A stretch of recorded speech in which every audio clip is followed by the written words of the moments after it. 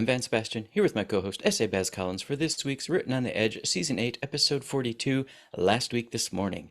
It's just Baz and I sharing headlines and culture news that caught our attention during the week of September 24 to 30, plus nominating our wins for the week. Good morning, Baz. Morning.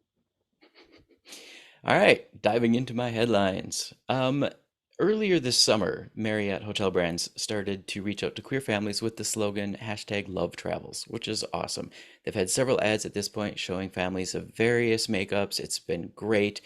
But this last week, the KK Karens have ramped up their efforts to boycott the entire brand and all of the subsidiary hotels because apparently #hate thinks it's the shit. However, the counter on their website shows that only roughly 10,000 people have signed their petition, which, in case you're not good at math, is well short of the 1 million number. Well short. Yeah, we kind of always knew, and I bet you several of those are bots. Oh, I'm sure. So if you do have to travel, give the Marriott brands a chance because they're here for us, and they have not removed any of their ads in the face of all of this. So Yep. worth pointing out. I think they've done the Um, math. Hate can't do math. Hate just hates. Yeah. There were last weekend, but the news came to light over the course of the week. Three bomb threats against drag events: one in Salt Lake City, one in Brooklyn, and one in New Haven, Connecticut. And no bombs were found at any of the locations, but the hate-based threats are on the rise. And the thing I wanted to highlight about this is the mayor of Salt Lake City took to Twitter to say that causing fear is not welcome in their city, and she's looking forward to working with the local bookstore to reschedule the event because, and I quote, everyone belongs in Salt Lake City. So kudos to their lady mayor that she just took a stand and is like, no, we're not gonna put up with that here. So bravo. I I've conglomerated a couple stories into this one because students across the US are starting to take matters into their own hands in terms of protecting each other, helping each other. So the first one I saw was the students at Southeast Missouri State U petitioned and fought to get their LGBTQ plus resource center reopened after it was shut down without warning by the administration.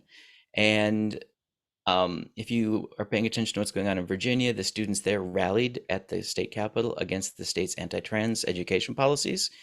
And at Northwest Waukee High, which is in Iowa, the students have put together their own support center because of the hurtful laws that closed the one that existed. And these are high school seniors who are putting together a support center for LGBTQ youth because they know it's the right thing to do. So my hat's off to all these kids. I know what it's like to fight your whole life. I hope your fight is much shorter, but thank you for doing it because it's the only way we're going to win this. Mhm. Looking across the pond in Amsterdam, the capital of the Netherlands, they had set a goal of zero HIV transmissions by 2026 through a program that makes both PrEP and other prevention strategies just widely available. And they're reporting that there were only 9 new cases of HIV last year, down from 128 in the year 2019. I mean, it almost seems like science and common sense can actually come together in positive ways. Who'd have thought? Who'd have thought? And again, on my crusade to highlight the good things where you don't expect to see them, the Cathedral of Hope, a affirming LGBTQ plus United Church of Christ in Dallas, has made a concerted effort to defend queer families from persecution, even though the state government there is targeting drag queens and transgender people. So the church recently held a service where they blessed drag queens and pledged to stand for justice, proclaim love, and protect the rights of all people. And while there were roughly 3 dozen protesters outside, the church was packed with 850 attendees. So kudos to them. My next door neighbor, Michigan Supreme Court, on Wednesday ordered I all thought your judges. actual next door neighbor. No. I was going to say, wow, report on that. Yeah, Okay, no, never no. mind. Michigan Supreme Court on Wednesday ordered all judges to address people in the court by the pronouns they use and or other respectful means. The actual quote that came from uh, let's see, Justice Elizabeth Welch. We serve the entire public and are required to treat those who come before us with civility and respect. The gender identity of a member of the public is a part of their individual identity, regardless of whether others agree or approve. And this statewide rule was passed by a vote of 5-2. So bravo, Michigan. Yep. See, there is at least one good court in the US at the moment. Yeah. And I'm going to highlight an aggregate source again, LGBTQnation.com. Reporter Dania Villarreal over there pulled together several studies in a large article that shows a wonderful trend in the Hispanic and Latinx communities across the nation. So the TLDR, because it's a long article, but I highly encourage everyone to read it, illustrates that roughly 20% of young adult Hispanics identify as queer in some way, and that the majority of Christian Hispanics support queer and anti-discrimination laws, and that over two-thirds of the Latinx community feel supported by their social circles. As such, these stats provide stunning insights into hope and even greater acceptance, but he's very honest about a lot of the discrimination the community faces as a whole, just because of their backgrounds. So he's not blind. He's not like throwing glitter in our faces. But he cites all the sources: Gallup polls, U of Chicago's Gen Forward survey, the Center for American Progress, UCLA School of Law. So it's comprehensive. But like I said, it just shows a rainbow of hope for the future. So it was a really good read. That's my list. What have you got, Baz? Well, I've got quite a few things. I'm just going to highlight them and cite the sources so people can go check it out. First up is retired rugby star Campbell Johnstone is planning a perfect wedding with his boyfriend just months after coming out. So we'll give a big shout out to those two on their marital bliss that is inbound. Nancy Pelosi, San Franciscan icon and goddess that she is, joined a night out with the gays in a gay nightclub while Republican caucus burned to the ground in the House. So we love her for just always being a big, big supporter of the community. I would just like to say part of my game when I'm putting, so for those of you listening, we don't compare our lists ahead of time. Part of my game is to not choose things that I think Baz is going to leap on. And that was one. Yeah, well, it's Nancy. Exactly. Billy Porter has there's a story out on Queerty that Billy Porter is commenting on his having survivor's guilt while living with HIV. It's claiming that, he lived for several years knowing that his generation, same generation I come, Gen X, kicked down the door on activism for the community during that crisis, but very few of them got to walk through that door, and he was one of them. And I totally get where he's coming from with that. So I just kind of wanted to share that. There is a Greek politician who's quite the Greek god, who is who has the possibility of becoming the first gay prime minister of Greece. His name is Stefanos Kasselakis. So kind of cool. I just thought that was an interesting thing. All of these are from queerkey.com.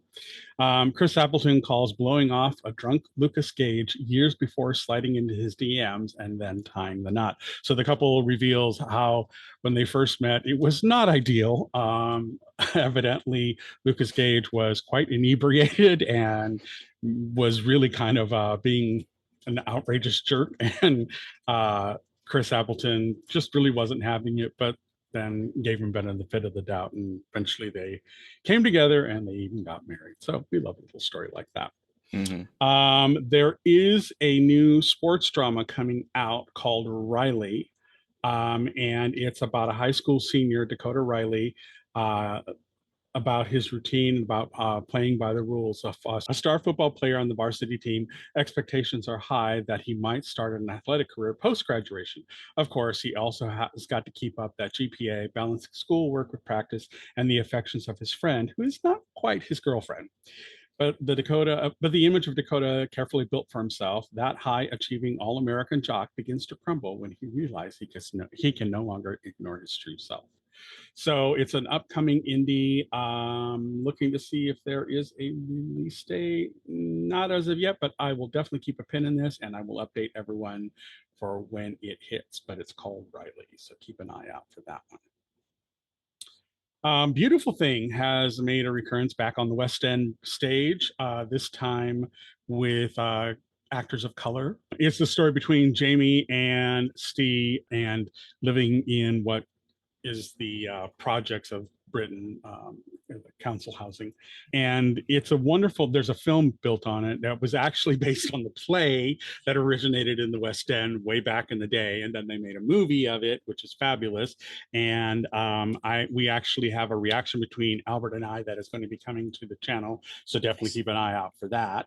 But it now they have brought it back to the West End, and this time with actors of color playing the two lead characters. So we get a nice little new dimension update for the new iteration of it. Fireworks offers a forbidden romance under the Italian sun based on a true story. This is following in the footsteps of Call Me By Your Name and Summer of '85. So it's a teen drama and it deals with coming out and two boys who eventually face that they can no longer deny their feelings for each other. It doesn't have a release date yet, but it is hitting the film circuit. So we'll definitely keep up to date on that one and let you know when we start to see it showing in places. Okay, there is a meme that is out, and it's of six cats and with tails kind of intertwined, and they're all walking towards the camera. And people are trying to figure out, is it just six cats or are they secretly spelling gay sex? I'll fly the picture up here. It is phenomenally funny because you look at it for a second and you go, wait, wait. It does give you pause for thought. It's just really kind of funny. Pause. Yeah, pause for thought. I'll be here all week. Dixon Dallas' latest bussy bumping country twanger has everyone feeling choked. So evidently, this is a country western singer who has decided to put out a piece of music that is getting all the gays out on the dance floor doing their two-step boogie. So I just wanted to mention that I think it's kind of cool. Maybe Albert and I will do a series of queer music reactions to see how that flies on the channel as well. We'd like to promote people who do queer music for ourselves, for the community. Andrew Keegan Bolger talks yay or nay on biting, couch squealing, and the show that changed his life. So what this is about is he's an actor. And I think you people have seen him, and he normally does like side characters, best friends, and those kinds of things. But he's been doing several things on Broadway, and he's now doing a Dracula that is showing off Broadway at the moment with a very gay twist to it. So it's called Dracula, a Comedy of Terrors. And he plays Jonathan Harker. So something to definitely look forward to. Hopefully it'll go on tour. People get to see it. This lovely queer actor who's playing it is just delightful. And he looks like it's just going to be a fun romp of a film. It's kind of, think Frankenfurter, but a Dracula kind of character, and you've got kind of where Dracula's going with this thing. So definitely want to put that out there for people. There's a great blooper reel showing up on YouTube of red, white, and blue stars kissing, slapping butts, and being always like Stonehenge and it's just a great blooper reel. It's about a couple minutes long. So if you want to seek something out to make you giggle, if you've watched the movie and if you've seen our reaction here on the channel, definitely check that out as well. But I just thought it was kind of fun to share. I like behind the scenes stuff where you get to see the actors goof around while they're filming. Andrew Scott and Paul Mescal fall in love, talk to a ghost in romantic drama, All of Us Strangers. This one is about to come out, and I think the next one that's also about to come out is Fellow Travelers, which I've talked about before with Matt Bomber and Jonathan Bailey. And that one takes place as a queer couple, on again, off again couple who are involved in US politics and how their relationship moves through the years over a couple of decades. Taylor Zakar Perez of Red, White, and Royal Blue, the boys from Heartstoppers, all hit the Vogue World Gala, which is kind of Britain's version of the Met Gala. And all of them hit the runway and it looked fabulous. They were all dressed to the nines, and I just thought it was kind of cool. Just One Queer Eye star was invited to Anthony Porowski's bachelor party, and it was kind of, it's just it's one of the things where people just expect because you work together, it's always going to be that kind of family atmosphere. And they said there's no shade between them. It's just some of them are closer than others when they're not on the show. And so Tan France was the only one who was invited to the bachelor party, kind of scenario. So a lot of the other cast members came out and said, no, there's no hard feelings. It's just the way it is. And, we wish them the best. And we're really happy that they had a fabulous event. So just wanted to put that out there that you can balance work and life, and work doesn't always have to follow your personal life. College football star Byron Perkins made history when he came out, and now he's free of restrictions. That's his current feeling, which is kind of cool. I really like when we get some of these sports people who actually have the courage to come out while they're actually active in the sport. I think we have a lot of them come out after, Hmm. but it's kind of the hidden message that if they come out after, then it means they were while they were playing. So yeah, you get that inferred message, but it's quite different, I think, when you have someone who's actively involved in sport come out and represent while they're striving for their goals and their achievements. So kudos to Byron for actually stepping up, having that conversation, putting it out there. So he's part of QueerT's 2023 Out for Good series. So definitely check out his article. And most of these were on QueerT. In fact, all of them on my list are from QueerT.com. So we will definitely post those links as well. That's all I've got for our list of news and events items. Who won your week? I've got a tripartite win. Part one, Writers Guild. Congratulations to all of our siblings over there. Um, the full list of the contract obviously is something you should go read, but the short end is the artists are protected. Their jobs will actually not only be protected again by the contract as well as their art, but also they'll be respected. And it looks really good for the entertainment industry And there in was a other provision places. in there that if things don't pan out the way this contract was negotiated, they will Hmm. revisit yearly to evaluate where they currently stand and whether Yep, further revisions to the contract need to be made, which I think is the actual major win in this, that it it doesn't is. go for years before it builds up to a big event and then everything gets shut down again. This is a nice clause that allows them to revisit those positions that were the problem this time around in order Hmm. to avoid those, because there are related jobs that are Hmm. affected by the writer's strike, not just the writers themselves, but there are other industry people who were affected by the strike. There were several shows stopped and paused all along the way. So I think that is a major win for them. The fact that they have the writer review and revise, I think that's cool. Well, that and as we've seen, technology now moves faster than contract dates. So this also allows them to try to keep up with the technology that Yep. could be used against Yep. them. So yes, Right. like I said, it's a major win for them and hopefully the rest of the entertainment industry as well.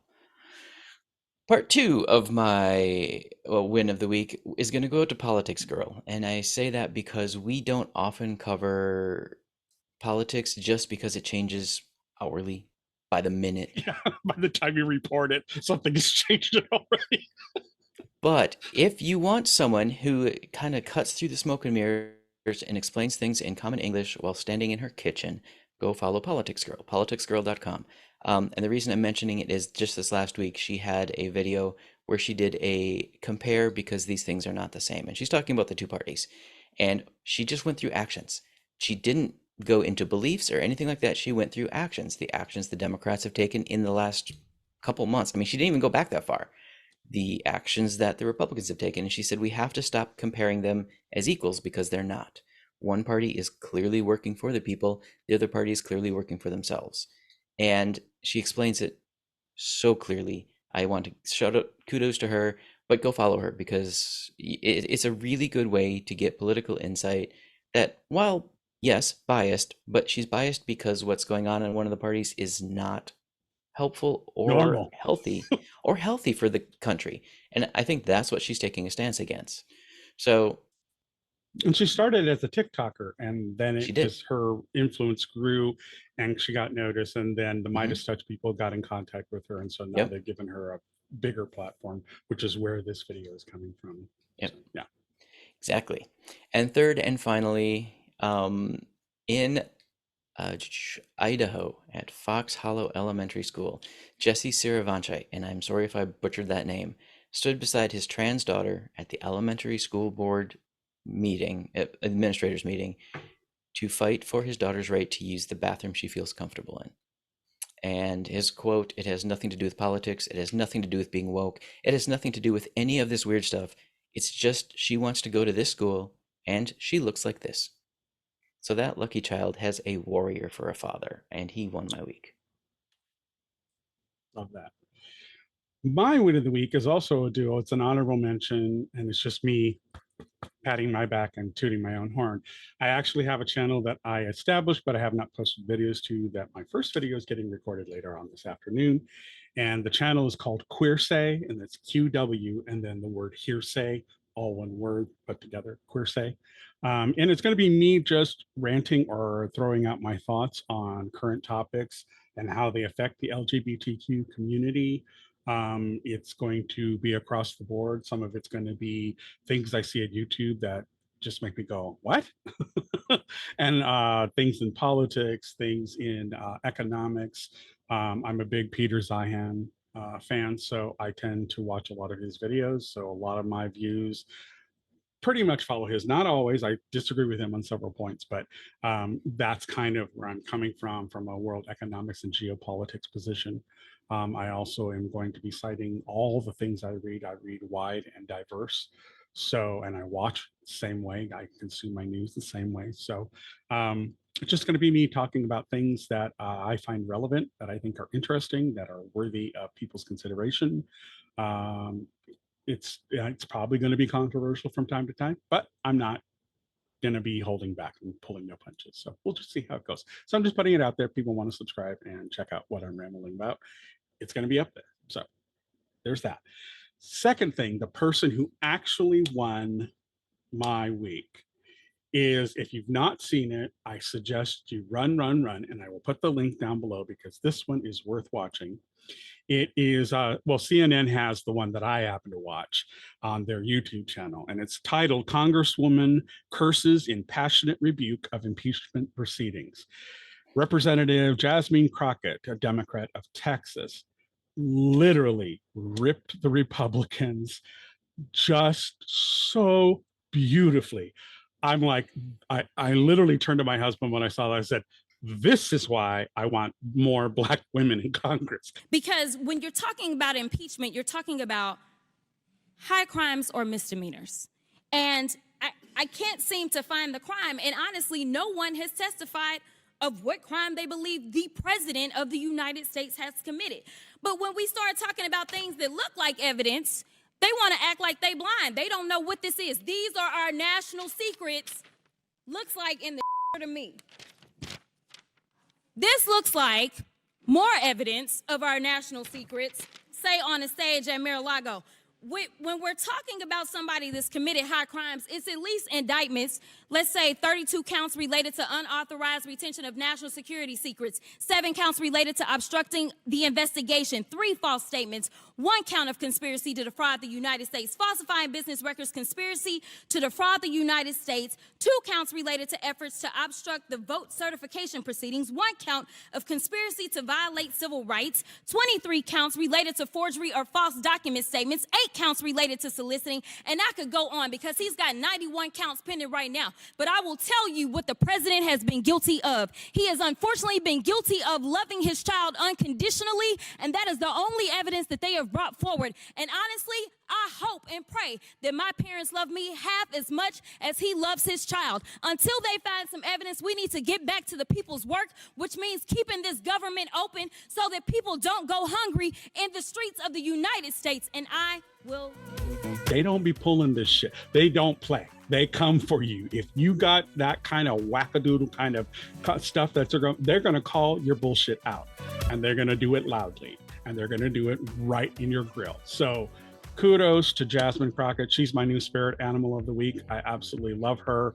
Goddess, just extraordinaire. Get out there, girl. Just show them what's what. So she won my week. Nice.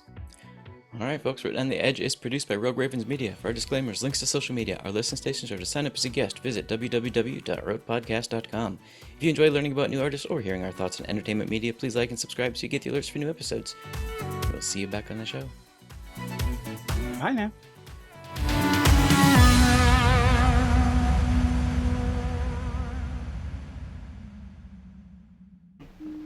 Oh, what's that? Closing time. The bums rush in melody, dear.